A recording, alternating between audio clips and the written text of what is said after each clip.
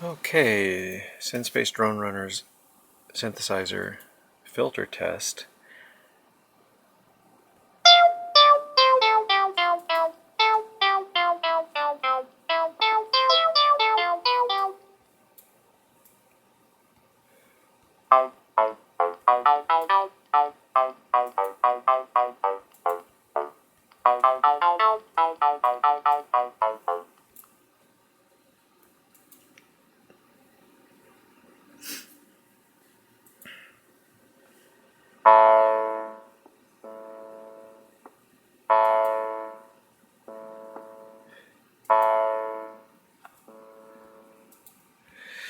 Okay, this is a single oscillator, a square wave, a little bit of distortion, and then offset down 12 half steps or 1 octave.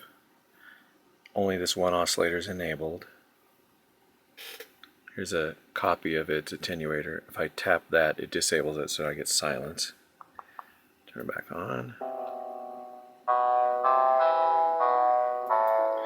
If I select it down here, I see the raw waveform from the oscillator, the square wave. It's a little distorted, which makes it a pulse. Its envelope, its loudness envelope, is being controlled by this contour generator, number 1, so it gets loud, and then there's a sustain point, so if I hold the key down,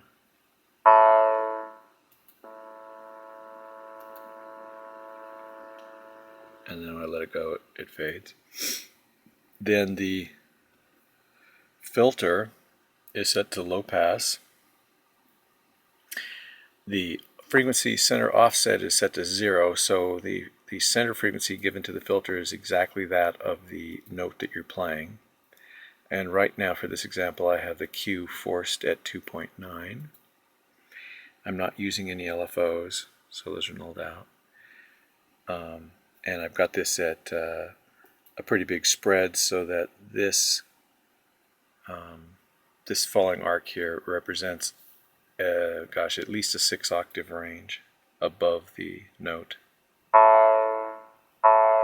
So that's at least 6 octaves of the harmonics that in theory all of them should get through here, and fewer of them should get through until you should only have the fundamental down there.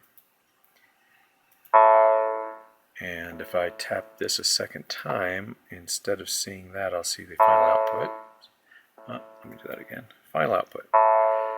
So that's what it actually looks like, and you can see it's a square wave at the beginning and a sine wave pretty much at the end, the very end. Well, there's other stuff going on, but just in general you see the trend from higher frequencies to lower harmonic content. And now if I speed it back up again,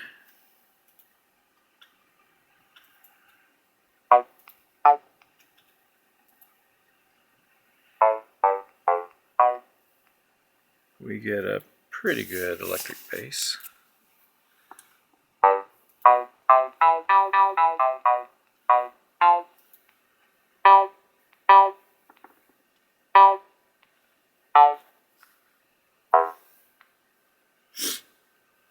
And it's pretty stable over the entire keyboard. I critically tuned it because the frequency starts to freak out right around here.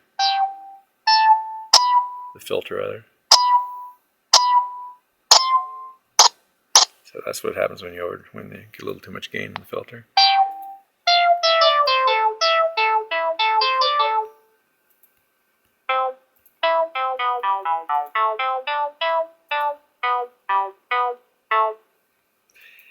And then I guess I should play with the actual knobs. So let's see what happens if we just fiddle with the Q a little bit.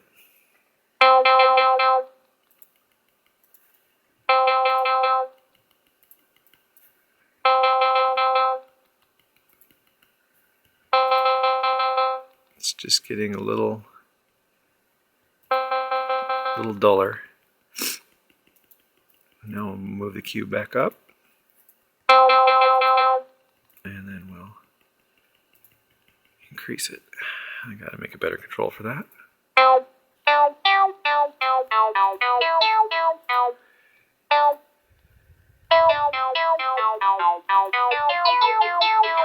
The oscilloscope is sort of showing all the notes at once, and so when it shows these interval, like it shows you a tap point from a filter, it's actually showing you a tap point from two different filters at the same time. So you see a little sort of a square wave bias every once in a while as it flips back and forth between two notes.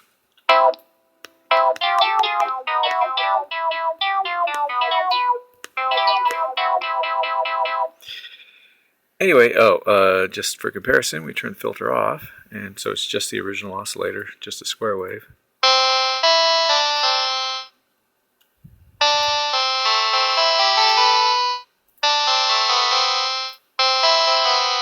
I'll get rid of the offset, so now it's literally the same as keyboards. That's middle A. We can pinch in that. Get a little city skyline kind of look there. And change the distortion back to the center. Change the waveform to a sine wave.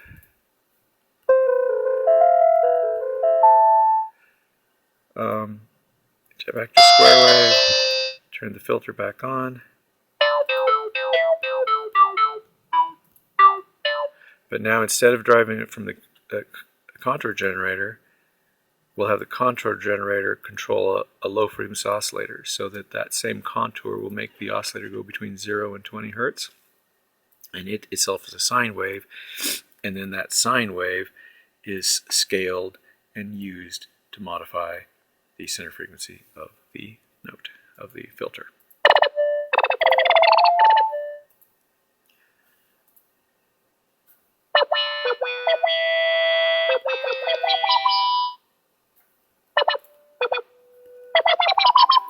And we change those, we'll make that a square wave.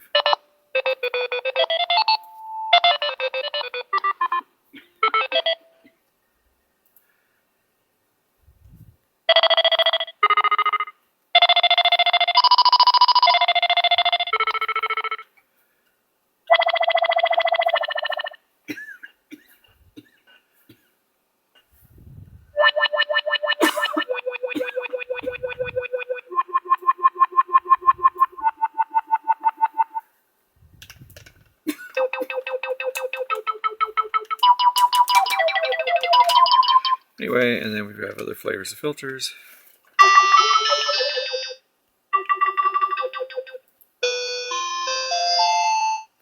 Where in different settings will give you different effects. Okay, anyway, end of filter test. Thank you.